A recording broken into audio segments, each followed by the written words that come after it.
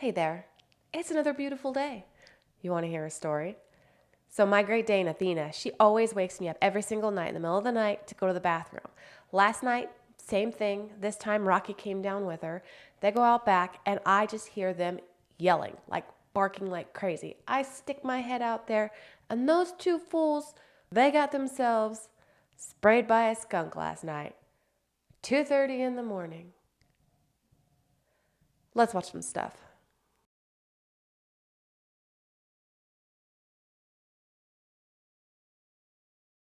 You're right, there is a firmament. The thing that you have wrong about it is that it's made of glass.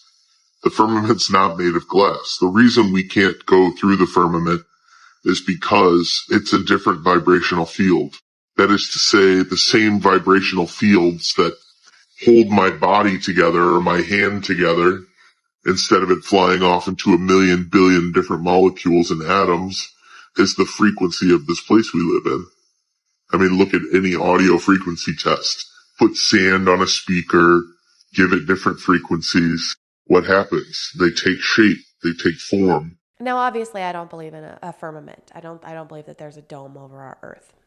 But a frequency force field is actually more believable than a glass dome. This is a phrase I coined when examining old photos in 2018 when I began looking at photos myself with respect to mystery history and investigation in the videos that I did on my YouTube channel called UAP, after seeing Martin Liedtke's work on his channel. Now, these skies that I called vanilla skies, I also called Niller skies. I had noticed first that the painted-on flags were atop the buildings in an obviously manipulated, hand-animated or painted depiction on a photograph. Now, these are photographs that are presented as being historic, and in many cases they're showing the old world as we are discovering on this channel.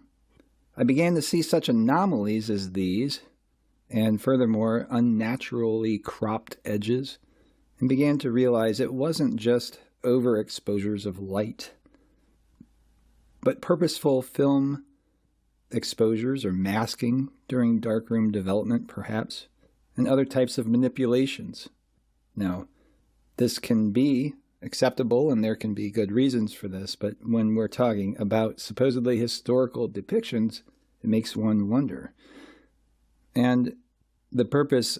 Now, I've seen this video before, and I don't remember if I had shared it with you guys or not, but it's definitely worth taking a second look at if I had. That is so crazy. Like, you can obviously tell that all of these things were added in or edited out, and this is historical videos. So a little bit of editing in our history. Listen, in those Vatican 5 miles of underground Vatican archives. Right, that's a lot. There's been a few people that have come out talking who have had access to these Vatican archives.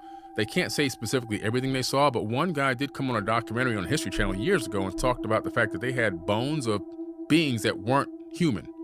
From their perspective, they weren't human bodies. They had books and text down there that nobody's ever been able to read or access that talk about technology, flying devices, and all these other incredible things that were hidden during the Inquisitions, because during the Inquisitions, they were suppressing technology heavy because they wanted to keep their boot on the necks of the people. Mm-hmm. The Inquisitions were so brutal, they killed over 80 million people over the course of 700 years, ordered underneath the popes. That really held us back because we should have been on the moon in the 1800s if it wasn't for the Inquisitions. That alone held us back from technological advancement. All right, so this is where I usually come out and I am like, hey, they just want to keep this information from us. They're hiding it. They're trying to keep it out so they can make money off of it and all of this stuff. But I'm going to look at it from a different point of view. Let's look at it as them protecting us. What if they know something? What if there's secret information that's passed down from like pope to pope or something like that? And it's about these aliens and this technology, and that's why they're keeping it secret. Maybe that's why they didn't want us to go into space, because something bad happened and they're preventing it from happening again. Because things changed and this information's passed down and they're like, no, we have to protect the people because we already screwed up once. Don't let them screw up again.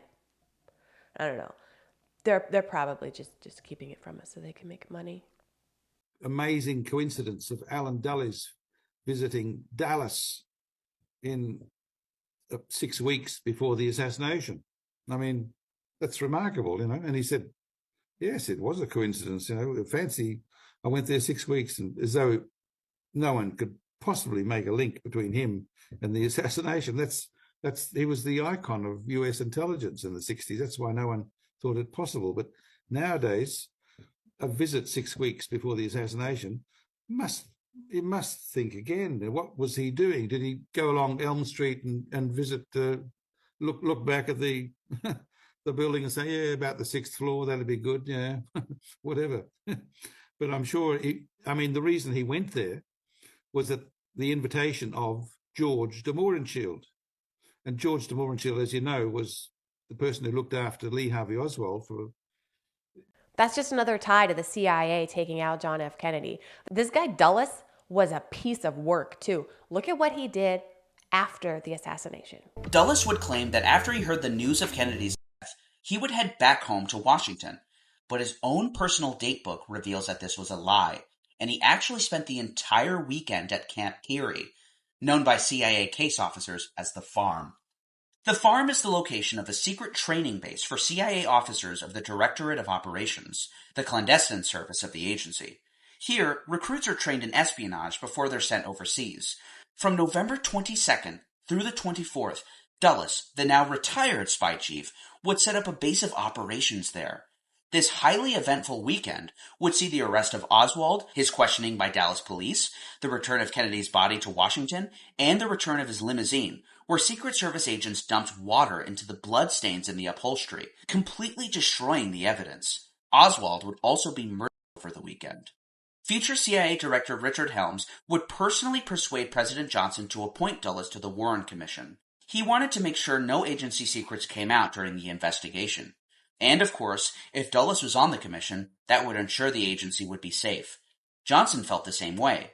He didn't want the investigation to dig up anything strange.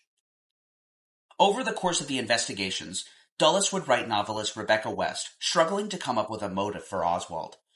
I wish sometime you would sit down and write me a line as to why you think Lee Oswald did the dastardly deed.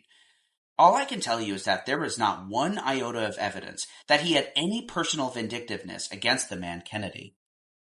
3 years after the Warren Commission ended, 2/3 of Americans polled did not agree with its outcome, which said that Lee Harvey Oswald acted alone. At the end of 1969, Alan Dulles came down with a bad case of the flu, which was so severe that it left him bedridden. By Christmas Eve, Dulles would be in Georgetown University Hospital. The infection had spread to his chest and turned into pneumonia. A month later, on January 29, 1969, Alan Dulles finally passed away due to complications from his illness. He lived to be 75 years old. About 2 years before this whole event actually happened, he had received the National Security Medal from Kennedy. Very next day, put in his letter of resignation. So something happened there. And then, this is like 2 years later, this happens. He was out there in Dallas 6 weeks before it happened. Some people say he was researching cancer treatments for his brother. There's a holistic center out there, but I don't buy it. I don't buy it. And then his suspicious behavior, for the 2 days after it happened, and then this Lee Harvey Oswald fella just ends up unalived as well.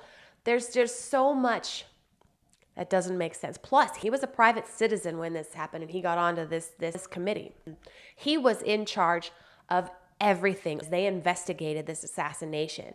Every single piece of evidence went through him. Everything. All of the narrative, he put it out. It was him. What's up? So it's super suspicious, isn't it? And then he goes and ends up getting ill shortly after and passing away. Yeah. Hey there. Have you ever wondered how scientists are deploying the powers of pathogens to control or even depopulate human populations? Well, let's dive into this dark and highly controversial topic. First up, let's clarify something important. When we talk about using pathogens for depopulation, it sounds like something out of a dystopian nightmare, right? But this is not science fiction. It's a reality that some researchers are exploring and have indeed acted on in the past, and have perfected many times. So how do they do it? Well, scientists can engineering specific viruses and bacteria to target human populations. This means these pathogens can target humans with precision, potentially sparing other species. For example, researchers have developed strains of viruses that could be used to control human populations in times of war or conflict. The documentation of these can be found throughout many of declassified papers that have been released within Freedom of Information Acts. But here's where it gets extremely tricky.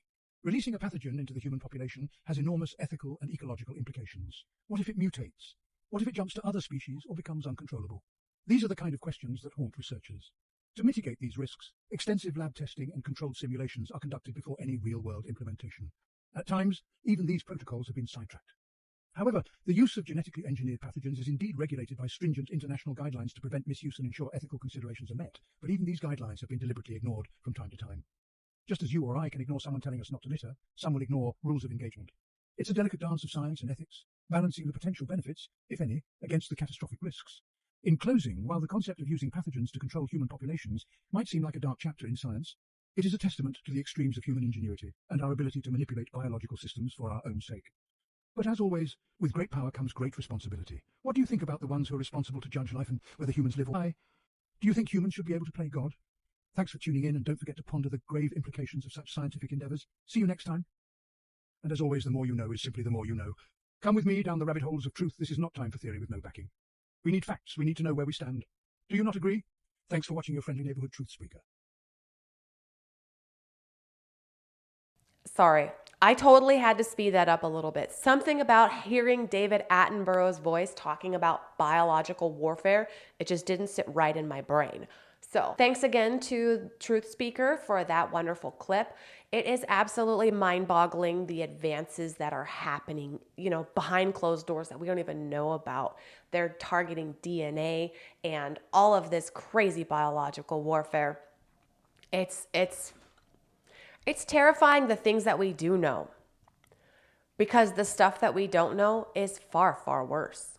And for some reason, we needed David Attenborough to tell us that. In some of the oldest photos that exist, we see empty towns and empty cities full of the most beautiful architecture you could ever imagine. And it was all of the same designs. This triangular pediment and these columns. Just absolutely stunning. And the designs vary, but they're in every country in the world. And then you have the case of the World's Fairs. These temporary events had lasted 6 months and were torn down, and the buildings looked just like this. How did the people do it?